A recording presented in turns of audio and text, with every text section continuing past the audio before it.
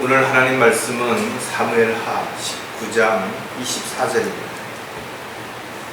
찾으신 줄 알고 제가 받들어 읽어드리겠습니다.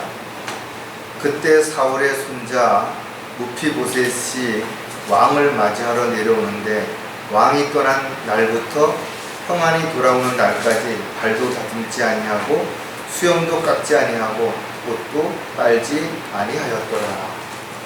잠깐 말씀을 위해서 기도드리겠습니다. 주님 다시 오시겠다고 하신 그 마지막 때에 저희들은 주님이 다시 오시는 것을 간절히 사모하며 기다리는 가운데 있습니다. 세상이 온통 죄악으로 가득 차고 온갖 재앙으로 인해서 또 많은 문제로 인해서 어려움을 겪고 있는 이 시점에서 저희들을 눈과 같이 보호해 주시고 또 저희들 각자가 해야 할 일들을 잘 감당할 수 있도록 힘을 주시고 또 어려운 이 난국을 잘 극복할 수 있도록 위로해 주셔서 한 사람도 낙오 없이 달려갈 길을 다 마치고 주님 앞에서 잘했다고 칭찬 들을 수 있는 그런 강성경교회 모든 회중들이 되도록 주님 도와주시옵소서. 항상 감사함을 잃지 않는 가운데 어느 곳에 있든지 하나님의 자녀로서 부끄럽지 않은 그런 자신의 삶을 살아갈 수 있도록 도와주시고 또 저희들이 가는 곳곳마다 복음이 선포되고 또 진리가 증거될 수 있는 그런 도구로 일꾼으로 사용해 주시옵소서. 다시 오실 우리 주 예수 그리스도의 이름으로 기도드렸습니다. 구약의 내용들을 읽어보면 오늘날 신앙생활을 하고 있는 그리스도인들에게도 있어서 참으로 많은 깨달음을 주시고 또 교훈을 주시는 것도 분명한 것입니다. 특히 교리적인 부분에서보다는 영적인 교훈들을 많이 주고 있죠. 특히 이스라엘 백성들을 어떻게 인도하시고 다루시고 또 도와주셨는지에 대한 부분들을 역사적으로 잘 기록하고 있기 때문에 사도 바울 역시 기록된 말씀들이 우리에게 교훈을 주고 있다라고 그렇게 기록하고 있는 것입니다. 사실 이집트에서 나온 이스라엘 백성들이 광야에서 어떻게 살았는지를 우리가 성경에 기록되어 있지 않다면 어찌 알 수 있겠습니까? 또 그것을 몰랐다면 하나님의 인도하심에 대한 부분들을 구체적으로 우리가 어떻게 이해할 수 있겠는 것인가? 다시 한번 우리가 기록된 말씀들을 통해서 참으로 감사함을 느낄 수밖에 없습니다. 이스라엘 백성들은 하나님께서 직접 통치하시고 눈과 같이 보호하시고 이끌어 주셨음에도 불구하고 틈만 남은 하나님의 명령을 대적하는 일들이 끊임없이 일어났던 내용들을 우리는 성경을 통해서 알 수가 있습니다. 하나님께서 그런 이스라엘 백성들을 책망하기 위해서 이사야 선지자를 통해서 말씀하신 내용들을 우리는 이사야 1장에서 볼 수가 있는데 여러분 한번 다 같이 함께 보도록 하겠습니다. 이사야 1장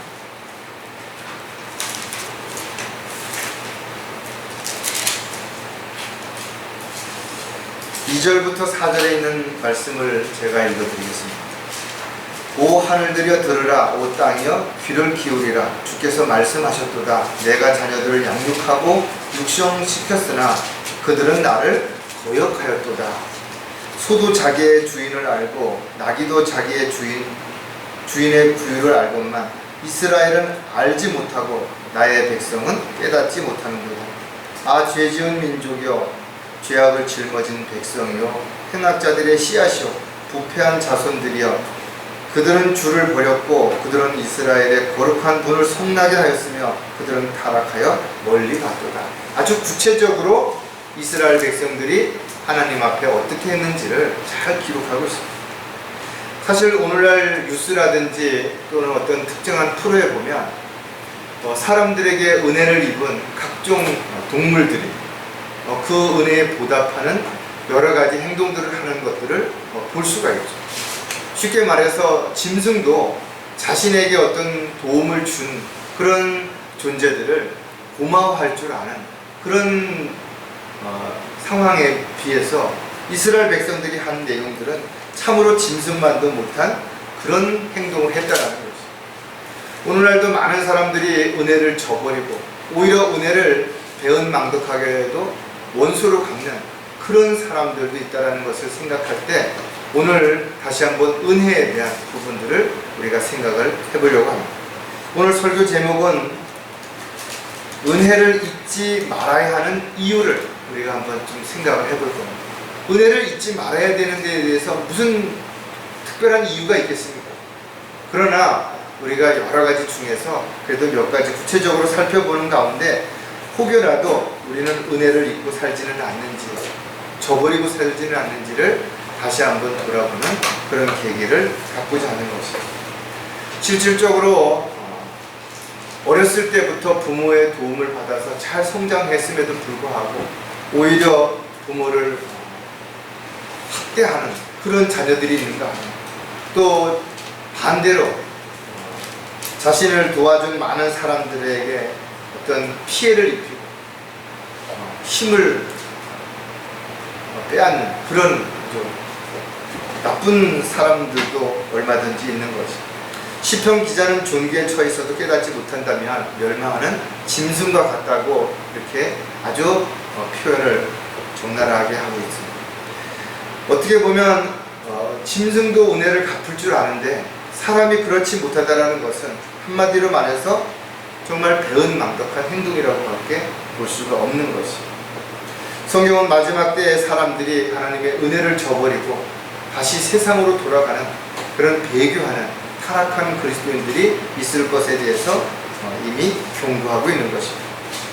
주님이 오실 때 가까울수록 심지어는 주님이 이 땅에 인간으로 오신 것마저 부인하는 그런 자들도 수없이 나타날 것이고, 이름만 하나님을 사랑한다고 말하면서도 여전히 육신적이고 세상적인 그런 죄악된 삶을 살아가면서 오히려 주님이 다시 오시는 것을 기다리지 않는 그런 사람들도 분명히 얼마든지 나타나게 될 것입니다. 저와 여러분이 구원받을 수 있도록 하나님께서는 아낌없이 자신의 생명을 내어주셨다면 우리가 더 이상 자신을 위해서가 아니라 주님을 위해서 살아가는 것은 너무나 당연할 것입니다.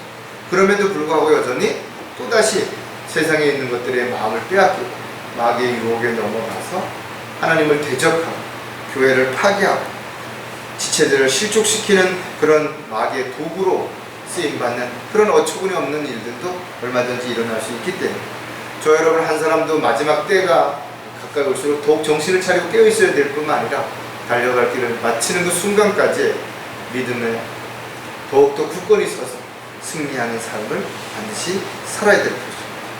안타깝게도 진리를 알았음에도 불구하고 교회를 떠나 또 믿음의 대열에서 이탈한 그런 사람들을 볼 때 그들이 어떤 변명, 어떤 이유, 어떤 것들을 자신을 합리화시키기 위해서 내세운다 하더라도 결국 그리스도인 심판석 앞에 서는 날 그들은 모두 수치와 부끄러움을 면치 못하게 될 것입니다. 여러분들이 성경에 보면 참으로 다양한 사람들의 이름이 기록이 되어 있습니다. 그 가운데 오늘 사무엘 하에 나와 있는 특히 3장에서부터 19장에 기록되어 있는 무피보셋이라고 하는 한 사람의 생애를 통해서 그가 어떻게 은혜를 입게 되었고 또 어떻게 끝까지 은혜를 지키기 위해서 자신의 모습들을 기록하고 있는지를 우리가 자세하게 살펴보고 거기서 교훈을 얻고자 하는 것입니다. 자, 첫 번째 은혜를 잊지 말아야 하는 이유를 우리가 살펴볼 텐데 절망 속에서 은혜를 입었기 때문이라는 것입니다. 저와 여러분이 좋은 환경, 좋은 여건에 있다면 굳이 무언가를 기대하거나 무언가를 의존하거나 뭔가를 소망하거나 그러지 않겠죠. 그러나 힘들고 어려움이 극한적으로 점점 더 심해질 때 우리는 더 간절해질 수밖에 없는 거죠. 사람이 살다 보면 때로는 낙담할 때도 있고 좌절할 때도 있죠. 하루아침에 부도가 나서 전 재산을 다 잃어버린다든지 아니면 사랑하는 사람하고 이별을 해야 된다든지 잘 다니고 있던 직장에서 정리해고를 당한다든지 또 건강을 잃고 하루아침에 침상에서 병을 고쳐야 될 수밖에 없는 그런 상황에 빠진다든지 다양한 이유가 있겠지만 사람들은 크든 작든 간에 절망하거나 낙담할 수 있는 그런 상황이 일어날 수 있다는 거죠. 하지만 그런 상황 속에서도 누구를 만나느냐에 따라서 새로운 희망이 얼마든지 될 수 있다는 거죠. 자신의 처지와 형편이 아무리 힘들고 어렵다고 할지라도 낙관하고 더 이상은 아무런 기대도 하지 못하는 그런 것이 아니라 우리가 오히려 그럴 때일수록 전지전능하신 하나님을 믿고 하나님의 지혜와 능력 가운데서 다시 한번 새롭게 될 수 있는 기회가 얼마든지 있다는 것을 기억한다면 새로운 만남은 또 다른 기회가 얼마든지 될 수 있다는 거예요. 따라서 우리 주변에 누군가를 만날 때 우리는 그 만남으로 인해서 힘을 얻기도 하고 위로를 받기도 하죠. 또 새로운 일을 시작할 수 있는 얼마든지 계기가 될 수도 있다는 거예요. 누구에게나 불행한 일들이 닥칠 수 있고 또는 질병이라든지 사고로 해서 어려움을 겪을 수 있지만 중요한 것은 자신에게 처한 이런 어려움을 어떻게 극복할 것이냐 이거죠. 어떻게 대처하고 또 새로운 어떤 일들을 시작할 것인가가 훨씬 중요하다는 거예요. 무비보셋의 삶을 우리가 돌아볼 때 참으로 그의 삶은 절망할 수밖에 없는 그런 상태에서 그가 다윗을 만났다라는 것이죠. 그리고 그 다윗으로부터 놀라운 은혜를 입었기 때문에 무비보셋은 그 은혜를 잊지 않고 살 수 있었던 것을 우리가 알 수가 있는 것입니다. 자, 절망 속에서 은혜를 입은 것은 무비보셋이나 저와 여러분도 아마 동일하다라고 느낄 수 있기 때문에 우리는 무비보셋을 통해서 우리가 어떤 은혜를 어떤 절망 속에서 얻게 되었는지를 다시 한번 돌아보는 그런 시간을 가져야 되는 것입니다. 무비보셋은 쇠락한 가문에서 태어났기 때문에 그는 절망할 수밖에 없었다는 것입니다. 사람들마다 출생할 때 장소라든지 환경이라든지 여건이 분명 다를 것입니다. 출생하는 것은 누가 선택할 수 있는 것이 아니에요. 자기가 좋은 가문, 좋은 가정, 좋은 환경에서 태어나고 싶거나 그러지 않다라고 선택할 수 있는 것이 아니라는 것입니다. 이와 같은 좋은 조건에서 태어난 사람들은 훨씬 좋은 환경에서 좋은 기회를 얻을 수 있는 것이 분명하죠. 그래서 요즘 금수저라든지 은수저라든지 흑수저라든지 이런 말이 유행하는 것입니다. 물론 그렇다고 해서 좋은 환경에서 태어난 사람이라고 해서 모두 행복하거나 성공하는 것은 아닌 것입니다. 오히려 그것이 불행의 씨앗이 될 수도 있는 것입니다. 즉 무비보셋처럼 그가 왕가에서 태어나지 않았다면 이런 고난과 어려움을 겪지 않아도 됐을 텐데 오히려 그는 왕가에서 태어났기 때문에 더 절망할 수밖에 없는 현실이 될 수 있었다는 것. 사무엘하 3장 1절에 보면 그때 사울의 집과 다윗의 집 사이에 긴 전쟁이 있었으니 다윗은 점점 강성해지고 사울의 집은 점점 쇠약해지더라. 뭔가 반대되는 현상이 일어난 것입니다. 그런 상황 속에서 무비보셋이 태어난 것입니다. 특히 사울이 죽고 난 이후에 그의 아들 이스보셋이 왕권을 이어받아서 마하나임에서 이스라엘을 다스리고 있었을 때 다윗은 헤브론에서 유다를 치리하고 있는 그런 상황에서 무비보셋이 출생했다라는 것이죠. 이처럼 자신이 원하지 않았지만 태어나면서부터 그는 불행한 또 위험한 그런 상황에 처하게 된 것입니다. 사람들 또한 자신을 돌아보면 어떤 한 사람은 태어났을 때 가난 때문에 또 질병 때문에 가정의 문제 때문에 또 여러 가지 어떤 환경 때문에 어려움을 겪고 살 수밖에 없는 그런 사람들도 많이 있습니다. 특히 종교적인 문제를 해서 카톨릭이라든지 이슬람이라든지 공산국가에 태어난 사람들은 어쩔 수 없이 그 길을 선택하는 사람들도 있습니다. 또 불교라든지 그의 다양한 어떤 종교의 영향을 받은 사람들도 마찬가지라 이거죠. 또는 부모님들이 일찍 돌아가셔서 고아원에서 성장했는데 그 고아원이 이와 같은 종교시설이라면 어쩔 수 없이 그렇게 성장할 수밖에 없는 그런 불행한 출생의 사람들도 있다는 거예요. 하지만 그렇다고 해서 모두가 거기에 얽매이는 건 아니죠. 성장한 이후에 옳고 그름을 잘 분별해서 얼마든지 하나님을 만나고 하나님의 은혜 가운데 살고 있는 사람들도 있기 때문에 그렇다는 거죠. 절망 가운데서 은혜를 입은 무비보셋의 특징을 우리가 하나 더 생각해보면 위험한 상황에 처해 있었기 때문이라는 거죠. 동물의 왕국을 여러분 보면 특히 수사자가 새로운 무리를 점령했을 때 가장 먼저 하는 일이 어린 새끼들을 다 죽이는 것입니다. 그래서 자신이 어떤 세력을 확장시키고 자신의 종족을 퍼뜨리기 위해서 잔인한 그 일들을 하는 것입니다. 정권이 바뀔 때도 마찬가지죠. 자신을 따르는 사람들을 갖다가 고위직에 등용해서 반대에 있던 사람들을 탄압하는 대상으로 삼는 것들이 지금까지 해왔던 많은 내용들입니다. 사무엘하 4장 1절에 보면 사울의 아들은 아브넬이 헤브론에서 죽었다 함을 듣자 손에 기운이 빠졌으며 온 이스라엘이 번민하더라. 왕이 죽었을 때 더 이상 이제 백성들에게는 희망이 없는 거죠. 그러니까 손에 힘이 빠질 수밖에 없었겠죠. 사울의 집안이 몰락하고 다윗의 집안이 점점 성장하고 또 강성해지자 사울의 집안에 있는 사람들은 한순간도 마음을 놓을 수가 없는 거예요. 특히 그 왕자들이 역사를 보면 왕에 이르지 못하는 사람들은 오히려 역모에 휘말려서 다 제거되는 그런 역사들이 얼마든지 있을 수 있죠.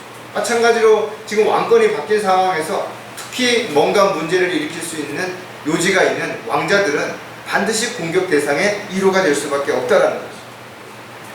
이렇게 무피보셋은 왕가에서 왕자로 태어난 것 자체가 불행의 시작이었다는 거예요.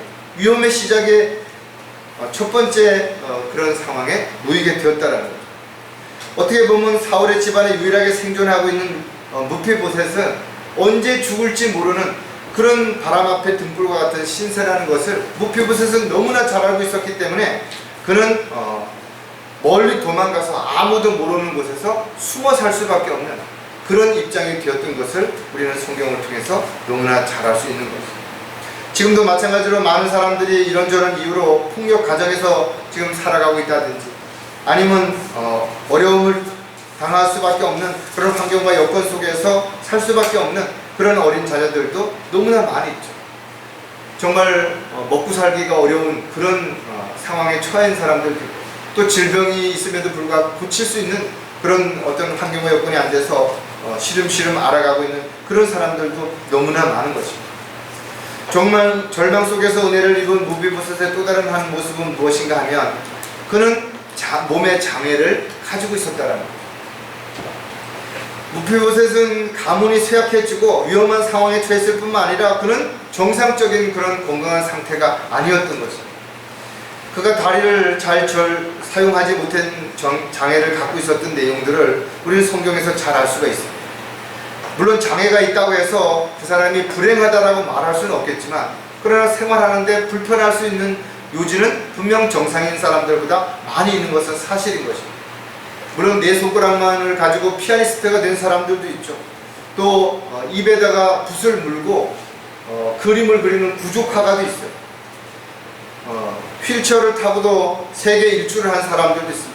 그들의 도전, 정상인들이 할 수 없는 그런 놀라운 일을 한 것은 분명하지만 그렇다고 해서 똑같은 조건이라면 분명 어렵고 힘든 것은 사실이라는 사실도 부인할 수가 없는 것도 분명하다 이거죠.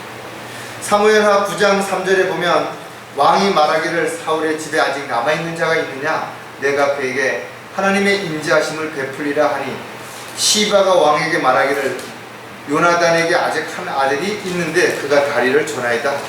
그가 왜 다리를 절게 됐는지에 대한 부분을 사무엘하 4장 4절에서 기록하고 있는데 전쟁 이후에 그 소식을 들었을 때 어떤 일이 벌어졌는가 하면 사울의 아들 요나단이 다리를 저는 한 아들이 있더라. 이스라엘에서 사울과 요나단의 소식이 왔을 때 그가 5살이었는데 그의 유무가 그를 얻고 도망할 때 급히 도망하다가 그가 떨어져 절게 되었더라. 그의 이름은 무피보셋이었더라. 그러니까 전쟁에서 사울왕이 죽고 그의 아버지 요나단이 죽었다라는 소식을 듣고 그 유모가 무피보셋을 얻고 도망가려고 하다가 떨어뜨려서 다리를 절게 되었다라는 거예요. 이만큼 위급한 상황에서 현실을 도피하다 보면 자신이 원하지 않은데도 불구하고 많은 문제, 어려움이 직면할 수밖에 없는 그런 상황에 얼마든지 놓을 수 있다는 거예요. 저와 여러분이 무피보셋의 이런 절망 속에서 은혜를 얻게 됐던 내용들을 비교해 본다면 저와 여러분 역시 이 세상에서 아무런 소망도 없이 지옥을 향해 달려갈 수밖에 없는 그런 죄인으로 태어났다는 거예요. 언제 죽을지 모르는 시한부 인생을 살 수밖에 없는 그런 존재였던 것이 분명하다 이거죠. 영적으로는 아무것도 볼 수도 들을 수도 없는 영적인 장애를 가지고 살았던 것도 분명한 것입니다. 그런 저와 여러분이 무피보셋이 다윗을 만난 것처럼 주님을 만남으로 인해서 절망 속에서 희망을 가지고 살아갈 수 있는 특권을 얻게 된 것입니다. 이와 같은 사실을 우리가 한순간도 잊지 말아야 하는 이유에 대해서 누가 거기에 대해서 토를 달 수 있겠냐라는 거죠. 자, 두 번째 은혜를 잊지 말아야 하는 이유가 무엇인가 하면 조건 없는 은혜를 입었기 때문이라는 거죠. 내가 만약에 뭔가 조건이라든지 자격을 갖췄다면 내가 이렇게 해서 은혜를 입었다라고 자랑할 수 있겠죠. 남들보다 더 많이 열심히 노력했다든지 더 많이 수고했다든지 더 많이 참고 기다렸다든지 그렇게 말할 수 있다 이거죠. 그러나 무피보셋은 절망적인 사람으로서 다윗을 만나기 전까지는 그 어떤 희망도 갖출 수 없었다는, 어떤 조건도 내세울 게 없었다라는 거죠. 그가 어떤 집안에서 태어났는지 또 어떤 상황이었는지에 대한 내용들을 잘 설명하고 있다 이거죠. 무피보셋은 다윗으로 하여금 아무런 조건 없이 은혜를 받게 되었는데 자신이 은혜를 받을 만한 조건도 자격도 없었던 것은 우리와 동일했던 것입니다. 어떻게 보면 저와 여러분은 무피보셋보다 훨씬 더 큰 은혜와 사랑을 받았기 때문에 비교할 수 없을 것 같지만 그럼에도 불구하고 우리가 무피보셋이 입은 그 은혜를 조건 없이 받은 그 은혜를 생각해 볼 때 우리가 얼마나 큰 은혜를 받았는지에 대한 부분들을 다시 한번 점검하고 다시 한번 감사하는 그런 마음을 가지고 우리가 분명히 살아야 될 것입니다. 저와 여러분이 지금도 값없이 받았기 때문에 값없이 복음을 전파하고 진리를 증거하는 데 있어서 그것을 희생이라고 말한다든지 그것을 억울하다든지 왜 나만 이렇게 힘들어야 되냐라고 불평해서는 절대로 안 된다는 거죠. 지금도 많은 사람들이 하나님의 은혜와 사랑이 값없이 주어진다는 선물이라는 사실을 모른 채 무언가를 해야 된다라고 또 어떻게 살아야 된다라고 착각하며 살아가고 있는 어리석은 사람들이 우리 주변에 아직도 많이 있기 때문에 우리가 복음을 전하는 것은 결코 멈춰서는 안 될 일이고 우리 역시 하나님의 그 크신 은혜를 값없이 받았기 때문에 어떤 사람에게든 값없이 전할 수 있는 그런 마음의 준비가 반드시 되어야 될 것입니다. 조건 없이 은혜를 입은 무피보셋에 대한 내용을 또 몇 가지 우리가 생각해 보면 대가 없이 은혜를 받았기 때문이라는 거죠. 분명 사람들이 무언가를 잘해줄 때는 뭔가를 바라는 게 있죠. 내가 너한테 이것을 해줄 테니까 너는 나한테 이걸 해줘라. 이렇게 서로에 대한 어떤 유익을 위해서 그렇게 거래를 하는데 다윗은 무피보셋에 아무런 조건 없이 그렇게 은혜를 베풀었다는 거죠. 하나님의 사랑을 다윗이 베푼 것은 무피보셋이 어디 뭐 특별히 잘난 곳이 있거나 아니면 그 사람이 뭐 좋은 사람이라고 평판을 받거나 아니면 뭐 주변 사람들에게 훌륭한 사람으로 인정을 받았기 때문이 아니라는 것이죠. 오히려 무피보셋은 다윗을 죽이려고 했던 사울 왕의 손자였다라고 성경에 기록하고 있대요. 따라서 무피보셋은 지금 은혜를 받을 만한 뭔가를 내세울 만한 것은 아무것도 없는 것이에요. 오히려 지금의 자신의 모습은 가장 초라하고 보잘것없는 그런 존재일 뿐만 아니라 앞으로도 어떠한 것도 내세울 만한 것을 기대할 만한 것이 아무것도 없는 그런 나약한 존재였던 것이 분명하다. 그럼에도 불구하고 다윗은 그를 찾고 또 그를 불렀던 것을 볼 수가 있는 거죠. 사무엘하 9장 5절에 보면 다윗 왕이 보내어 로드발로부터 암미엘의 아들 미킬의 집에서 그를 데려오니라. 무피보셋의 입장과 처지를 다 알면서도 다윗은 아무 조건 없이 그를 신하들을 통해서 왕궁으로 불러들이는 내용을 볼 수가 있는 거죠. 어떻게 보면 저와 여러분이 죄인이었음으로 인해서 아무것도 내세울 게 없는데 그럼에도 불구하고 주님께서는 우리에게 어떤 것도 요구하지 아니하시고 값없이 은혜를 주셨다는 것. 특히 자비하심으로 인해서 우리를 구원해 주시기 위해서 자신의 몸을 희생제물로 내어주신 것입니다. 하나님의 선물은 값없이 차별없이 모든 사람들에게 주어진 것이지만 그러나 그렇다고 해서 주님을 믿고 따르지 않는 모든 사람에게도 동일하게 공평하게 주시는 것은 아니라는 것입니다. 어떤 사람이 받는 축복보다도 가장 큰 축복이야말로 하나님의 은혜인 것입니다. 그 하나님의 은혜는 값없이 지금도 모든 사람들에게 기회를 주지만 그것을 받아들이는 사람들에게만 그것이 은혜로 나타날 수 있다는 것입니다.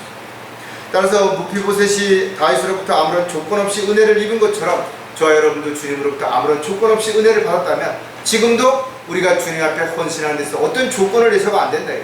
내가 주님한테 이렇게 했으니까 주님 나한테 이렇게 해주십시오. 이런 조건을 거는 것이야말로 참으로 어리석은 것이다. 우리는 마땅히 주님의 종이요 일꾼으로서 주님의 받은 은혜로 인해서 이제는 값없이 주님으로부터 받은 그 은혜를 되돌려 드릴 수 있는 그 모든 것들이 바로 자신을 부인하고 십자가를 지고 헌신하는 그런 삶을 살아가는 것입니다. 조건 없는 은혜를 입은 무피보셋의 또 다른 특징을 우리가 하나 보면 가장 낮은 위치에 있었기 때문이라는 거죠. 어떻게 보면 많은 사람들이 가장 낮은 위치에 있을 때 주님을 만나게 되죠. 어떤 질병에 걸렸다든지 어떤 가정에 문제가 생긴다든지 이제 더 이상 인간의 방법으로 인간의 노력으로 열정으로 할 수 없는 상황에 부딪혔을 때 비로소 나는 이제 아무것도 할 수 없습니다. 나는 이제 더 이상 뭘 할 수 있는 게 아무것도 없다고 고백할 때 비로소 가장 가까이 계신 주님을 만날 수 있는 것이죠. 숨어 살던 무피보셋이 다윗이 보낸 신하들을 보았을 때 그 심정을 한번 여러분 생각해 보래요. 이제 죽을 때가 가까이 왔다는 걸 직감했겠죠. 아, 드디어 이제 나의 이런 숨어 있는 것이 발견됐구나. 이랬을 때 얼마나 두려웠겠냐라는 것이죠. 사울의 집안에 유일하게 남은 자신을 다윗이 죽이려고 신하들을 보냈다라는 것을 생각했을 때 그는 정말 어떤 기분이었을 것인가는 뭐 말로 표현할 수 없을 것입니다.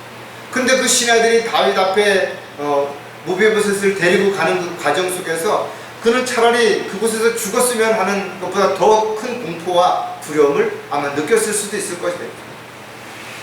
그가 거하고 있는 장소가 바로 로드빌이라고 그랬죠. 그 로드빌이라고 하는 그 이름의 의미가 뭐냐면 목초가 없다라는 것입니다.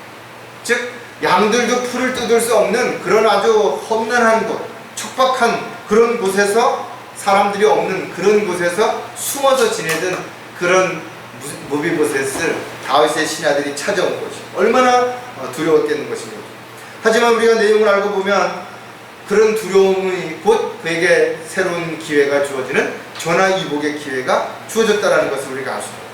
사무엘하 9장 8절에 보면 그가 절하며 말하기를 왕의 종이 무엇이기에 왕께서 죽은 개 같은 나를 돌아보시나이까 하더라. 우리가 이스라엘 백성들이 했던 내용 중에 하나가 있죠. 사마리아 사람들이 이스라엘 백성들 앞에 이렇게 이야기했대요. 주님 앞에 주인의 상에서 떨어지는 부스러기라도 개에게 줄 수 있지 않겠냐. 자신을 개와 비교해서 가장 낮은 자세로 그렇게 낮췄다라는 거죠. 무피보셋이 자신을 낮춰 죽은 개라고 표현한 것처럼 사도 바울 역시 자신은 죄인의 우두머리라고 그렇게 고백했던 것을 볼 수가 있습니다. 오늘날 저 여러분도 마찬가지로 자신은 마땅히 죽어야 할 만한 죄인이었고 그 죄값으로 지옥에 가는 것이 합당하다 이거죠.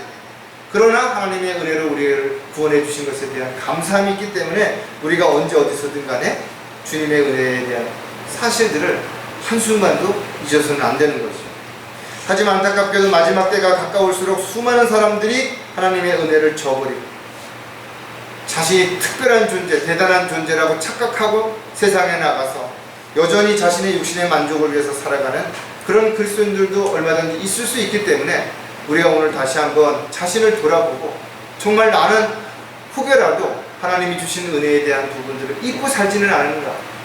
많은 은혜를 받았음에도 불구하고 현실의 어떤 어려움, 현실의 문제, 현실의 어떤 상황이 힘들다고 해서 불평하고 있지는 않은지 오히려 다시 한번 우리가 자신을 낮추고 섬기는 자세로 자신을 낮췄을 때 하나님의 크신 은혜와 사랑이 우리 주변에 얼마나 많이 지금도 베풀고 있는지를 다시 한번 느끼게 된다면 다시 한번 더 큰 감사를 느끼는 계기가 분명히 될 것이라고 생각합니다. 조건 없이 은혜를 입은 것은 또 한 가지 우리에게 교훈을 주는 게 놀라운 대우를 받았기 때문이라는 거죠. 무피보셋이 도성에 들어가서 그냥 평범하게 사는 것만으로도 얼마나 감사하겠어요. 그런데 그렇지 않았다는 거죠. 왕의 도성 예루살렘으로 데려온 이후에 그를 양자로 삼았고 무피보셋에게 필요한 모든 것들을 아낌없이 주라고 다윗 왕이 명령을 했다라는 거죠. 어떻게 보면 죽어 마땅할 그런 적의 아들이었음에도 불구하고 아들같이 대해주는 그런 왕의 그 은혜를 발견했을 때 얼마나 감사했겠냐라는 것입니다. 그뿐만 아니죠. 다윗이 무피보셋에게 사울의 모든 땅 그것도 다 조건 없이 돌려줬다는 거예요. 그러니까 자식에게 모든 것을 아낌없이 주시는 것처럼 그렇게 했다라는 것이죠. 특히 사무엘하 9장 11절에 보면 그때 시바가 왕에게 말하기를 내 주 왕께서 종에게 명하신 모든 것대로 왕의 종이 행하리이다 하더라. 무피보셋에 관하여 왕이 말하기를 그가 왕자 중 하나처럼 내 식탁에서 먹으리라 하더라. 여러분들, 구원받은 그리스도인들은 하나님의 자녀라는 것이죠. 하나님의 자녀라면 하나님이 왕 중에 왕이시라면 우리 역시 왕의 자손이고 왕자가 분명한 것이고, 따라서 하나님께서 그리스도인들을 아들로 대우해 주시는 완벽한 예표가 바로 무피보셋이 다윗의 은혜로 인해서 양자가 된 것과 같은 의미라는 것이죠. 어떻게 보면 절망적인 상태에서 무피보셋은 하루아침에 왕자의 위치로 달라졌던 것처럼 저와 여러분 역시 마찬가지로 주님을 만나는 그 순간에 마귀의 자녀에서 하나님의 자녀가 된 것입니다. 진노의 자녀에서 축복의 자녀가 된 것입니다. 따라서 영원한 지옥의 형벌로부터 면제될 뿐만 아니라 하나님의 자녀가 되어 하나님의 은혜 아래서 상속을 받아서 영원히 주님과 함께 천년 동안 통치할 수 있는 특별한 특권을 받은 저와 여러분이라는 사실을 기억한다면 하나님의 은혜로서 조건 없이 우리에게 주셨던 그 은혜를 어찌 무피보셋이 다윗에게 받은 은혜에 비교할 수 있겠냐라는 것이죠. 그럼에도 불구하고 은혜를 입고 세상으로 돌아가는 그런 그리스도인들에게 오늘 이 말씀이야말로 가장 큰 울림이 되고 찔림이 되고 책망이 되어서 마치 이사야 선지자를 통해서 이스라엘 백성들에게 주었던 그 책망을 이스라엘 백성들이 듣고 돌아섰던 것처럼 우리 역시 그와 같은 부분에서 잘못된 부분들이 있다면 반드시 돌아서는 계기가 될 수 있어야 될 것이에요. 마지막으로 은혜를 잊지 말아야 하는 이유가 무엇인가 하면 끝까지 은혜를 기억해야 하기 때문이라는 거죠. 처음에는 대부분의 사람들이 자신이 은혜를 입은 것을 기억하죠. 누구 때문에 은혜를 입었다. 그때 정말 내가 그렇게 은혜를 입었기 때문에 지금 이렇게 되었다. 그러나 좀 더 상황이 좋아지고 그러다 보면 어느 순간인가 자신도 모르게 내가 잘 해낸 것처럼 극복해낸 것처럼 자신의 능력으로 그렇게 한 것처럼 착각하는 경우가 얼마든지 있다는, 히스기야 왕이 그랬던 것처럼 자신의 능력으로 뭔가를 이룬 것처럼 하나님의 은혜를 저버리는 결과를 가져올 수 있다는 거죠. 하나님의 은혜를 입은 사람들은 절대로 하나님의 하나님의 사랑을 의심해도 안 되고 하나님의 은혜와 사랑을 받았음에도 불구하고 세상으로 돌아가는 어리석은 자가 되어서도 안 되는 것이다. 무피보셋은 다윗의 은혜를 입은 이후에 어떤 일이 있었는지를 우리는 성경을 통해서 알 수가 있는데, 그는 그런 상황 속에서도 끝까지 그는 은혜를 입은 사람으로서 그 은혜를 저버리지 않았다. 그의 상황은 나빠졌지만 그의 마음은 고든 마음을 가진 사람이었다는 것을 우리에게 분명하게 알려주고 있는 것입니다. 그가 사울 왕의 종이었던, 특히 무피보셋의 종이었던 시바라고 하는 사람에게 모함을 받게 되어서 결국은 다윗 왕에게 중성모략을 당하는 그런 다윗 앞에서 중성모략을 당해가지고 어려움을 겪는 그런 상황에 처하게 된 것입니다. 어떻게 보면 여러분들도 느끼셨겠지만 가장 도움을 주고 가장 힘이 되어야 할 그런 가까운 사람으로부터 배신을 당했을 때 그 아픔이 가장 클 수밖에 없고 또 그 문제가 가장 치명적인 결과를 가져올 수밖에 없는 것들을 분명히 알 수 있다. 무피보셋은 시바의 중상을 받을 만한 어떤 일도 하지 않았음에도 불구하고 시바의 욕심 때문에 자기가 차지했던 모든 것들을 다윗이 빼앗아서 무피보셋에 준 것에 대한 어떤 불평, 이것을 늘 마음속에 가지고 있다가 기회를 삼아서 다윗 앞에 가서 무피보셋을 공격하는 그런 도구가 되었던 것을 우리가 분명히 알 수가 있죠. 오늘날도 마찬가지로 함께 믿음 생활을 했던 사람들 중에는 공격하고 어려움을 줬던 그런 사람들도 있기 때문에 우리는 이와 같은 교훈들을 잘 기억을 해야 됩니다. 하지만 무피보셋이 그랬던 것처럼 저와 여러분이 어떠한 상황에 어떤 불이익을 처하고 어떤 어려움을 겪었다 하더라도 절대로 주님의 은혜를 잊어서는 안 될 것이다. 자, 끝까지 은혜를 기억해야 하는 또 다른 특징들을 몇 가지 생각해 보면 시기의 대상이 될 수 있기 때문이라는 거죠. 믿지 않는 사람들, 또 다른 어떤 종교를 가진 사람들이 시기하고 비난하고 공격하는 건 너무나 당연한 것입니다. 시바는 무피보셋을 시기하고 있었고 언젠간 기회가 주어지면 그를 공경에 빠뜨리고 자신의 유익을 채우고자 하는 그런 마음이 늘 있었던 것입니다. 종으로서 주인을 섬기고 주인을 따르고 주인을 위해서 헌신해야 되는데도 불구하고 시바는 그러지 않는다. 왜? 자신이 이미 한 번쯤 그런 특권을 누렸던 그런 기억들이 있기 때문에 그랬던 것입니다. 시바의 이런 행동은 사탄의 종들에게서 나타나는 특징과 너무나 유사하다. 죄로 말미암아 당연히 지옥에서 고통받아야 할 사람들이 예수 그리스도의 은혜로 인해서 하나님의 자녀로 입양되었을 때 가장 싫어하는 자들이 누구예요? 바로 마귀와 그를 따르는 종들이라는 것이죠. 그래서 교회를 파괴시키고 지체들을 실족시키기 위해서 서로를 이간질시키고 오해를 불러일으키고 이렇게 분열을 조장하는 자들은 모두 시바와 같은 그런 마음을 가지고 있는 자들이라는 것을 기억한다면 우리 주변에 이런 사람들이 있다면 눈여겨보고 그들의 올바른 분별력을 가지고 잘 분별할 수 있어야 됩니다.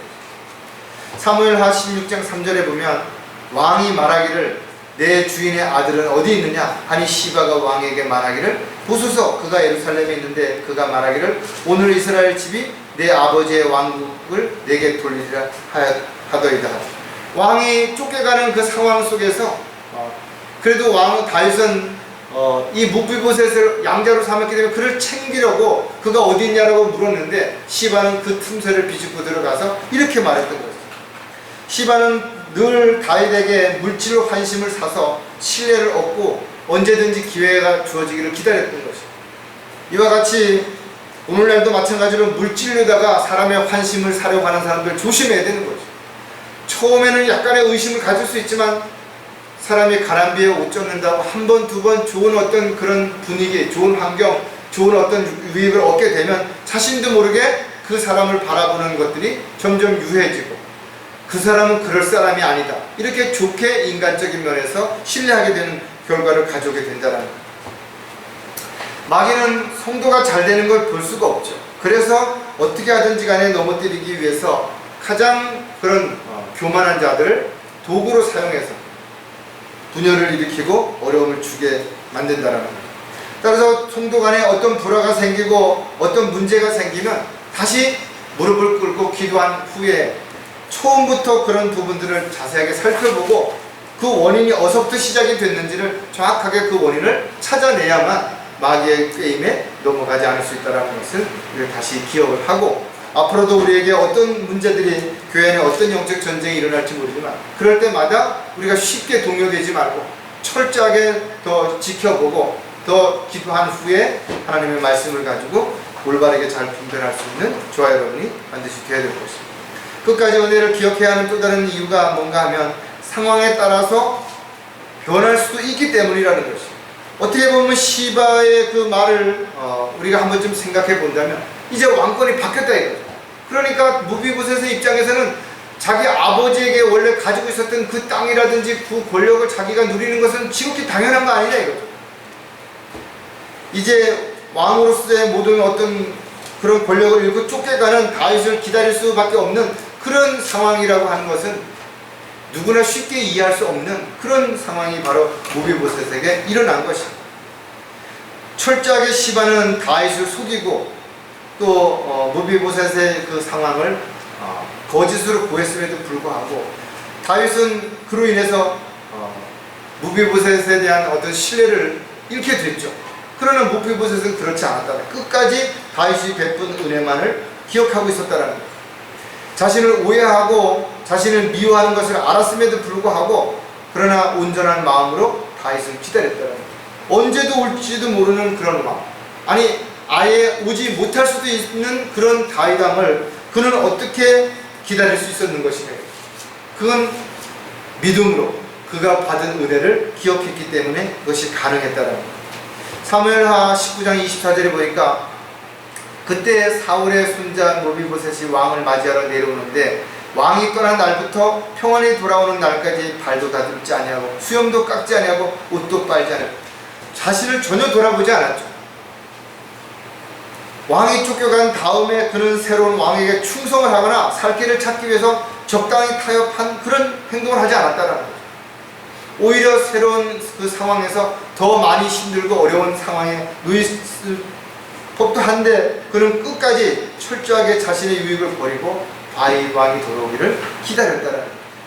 마치 왕이신 주님께서 다시 오시겠다고 약속하신 그 약속을 믿고 기다리는 그리스도인들과 너무나 동일한 거죠. 언제 올지 모른다 이거죠. 그러나 우리가 기다리는 것은 확신이 있기 때문에 기다리는 것이죠. 하나님의 약속이 있기 때문에 기다리는 것이죠. 무비보셋이 이렇게 하나님의 은혜를 기다리고 있는 저희들보다 더 간절하게 기다렸다고 생각한다면 저와 여러분이 지금부터라도 우리도 주님이 다시 오시기를 진심으로 감사하며 사모하며 기다리는 그런 상황이 우리의 삶 가운데서 매일 지속되어야 될 것입니다. 끝까지 은혜를 기억해야 하는 또 다른 것은 기쁨으로 다시 만날 것이기 때문이라는 것입니다. 예수님은 우리의 생명의 은임이시죠. 우리를 영원히 살 수 있는 영생을 선물로 주신 분이시다. 또 우리와 함께 영원히 거처할 수 있는 그런 곳을 마련해 놓으려고 가셨다는 것입니다. 그리고 이제 그때가 심히 가까이 온 것이에요. 어떻게 보면 예수 그리스도의 은혜를 입었다면 아무리 육신적이고 세상적인 어떤 그런 것들이 우리를 유혹한다 하더라도 절대로 거기에 흔들려서는 안 된다. 자신의 평안함과 안일함 속에서 지금도 살고 있다면 어떻게 보면 우리는 주님의 은혜를 잊고 살아가는 또 다른 하나의 증거가 될 수 있는 것입니다. 사무엘하 19장 27절에 그가 내 주 왕의 종을 중상하였나이다. 그러나 내 주 왕은 하나님의 천사 같으시오니 왕의 눈에 좋으신 대로 행하라. 분명히 시바로 인해서 내가 모함을 받은 것이 분명하다 이거죠. 그러나 그렇다고 해서 지금에 와서 불평하기보다는 왕이 좋은 대로 하라 이거죠. 자신에게 어떤 보상을 다시 회복시켜달라고 그렇게 요구하지 않았다라는 거죠.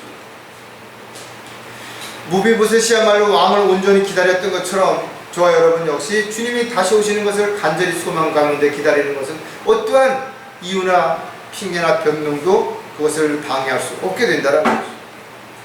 그분이 오시는 그날까지 우리는 때로는 무비보셋이 그랬던 것처럼 고난을 받을 수도 있죠.